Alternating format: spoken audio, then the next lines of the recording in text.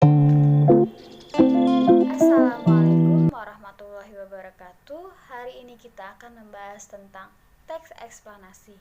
Sebelumnya sudah ada yang tahu belum teks eksplanasi itu apa? Baik, di sini Ibu akan menjelaskan tentang teks eksplanasi. Yang pertama ada pengertian teks eksplanasi, yaitu teks eksplanasi adalah teks yang berisi tentang proses, mengapa, dan bagaimana kejadian-kejadian alam, sosial, ilmu pengetahuan, budaya, dan lainnya yang dapat terjadi. Suatu kejadian yang baik itu kejadian alam maupun kejadian sosial yang terjadi di sekitar kita selalu memiliki hubungan sebab, akibat, dan proses. Lalu, gimana ya caranya kita tahu bahwa sebuah teks itu disebut sebagai teks eksplanasi? Yuk kita kenalin ciri-ciri dan struktur eksplanasinya. Ciri-ciri teks eksplanasi ada 4. Yang pertama, informasi yang dimuat berdasarkan fakta. Yang kedua, hal yang dibahas yaitu suatu fenomena yang bersifat keilmuan atau berdasarkan dengan ilmu pengetahuan. Yang ketiga, sifatnya informatif dan tidak berusaha mempengaruhi pembaca untuk percaya terhadap hal yang dibahas.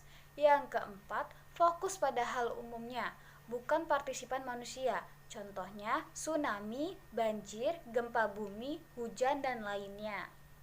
Selanjutnya ada struktur teks eksplanasi. Sebuah teks bisa dikategorikan sebagai teks eksplanasi jika memiliki struktur sebagai berikut.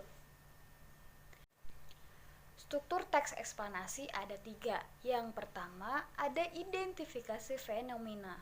Di bagian ini, sebuah teks eksplanasi menjelaskan tentang gambaran umum, fenomena atau peristiwa alam yang dibahas. Poinnya bisa meningkatkan tentang proses bagaimana fenomena alam yang tersebut bisa terjadi. Yang kedua ada rangkaian kejadian. Setelah mengetahui secara umum fenomena yang akan dibahas, pada bagian ini dijelaskan tentang penyebab dan akibat yang ditimbulkan dari fenomena tersebut.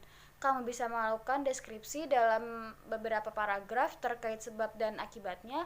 Bagaimana ini disebut juga dengan deretan penjelasan. Yang ketiga ada interpretasi. Interpretasi dalam teks eksplanasi dapat dikatakan sebagai ulasan atau penarikan kesimpulan. Kamu bisa memberikan tanggapan atau pernyataan terkait fenomena yang diangkat dalam teks tersebut. Selanjutnya ada kaidah kebahasaan teks eksplanasi. Adapun dalam penyusunan teks eksplanasi perlu memperhatikan kaidah kebahasaan, yaitu yang pertama menggunakan kalimat pasif, yang kedua menggunakan konjungsi kausual dan waktu, yang ketiga terdapat istilah ilmiah, yang keempat menggunakan kata kerja material dan rasional, yang kelima bersifat informatif. Di sini Ibu akan memberikan contoh teks eksplanasi tentang banjir.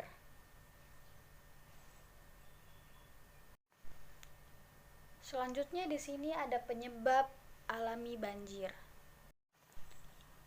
Selanjutnya ada penyebab banjir karena faktor sosial.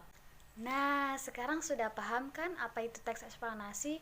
Kita sudah belajar lengkap ya, mulai dari pengertian, ciri-ciri teks eksplanasi, kaidah kebahasaan, sampai struktur teksnya. Semoga dapat membantu kalian untuk mengenal teks eksplanasi di kemudian hari ya. Ibu akhiri, wassalamualaikum warahmatullahi wabarakatuh. See you, bye.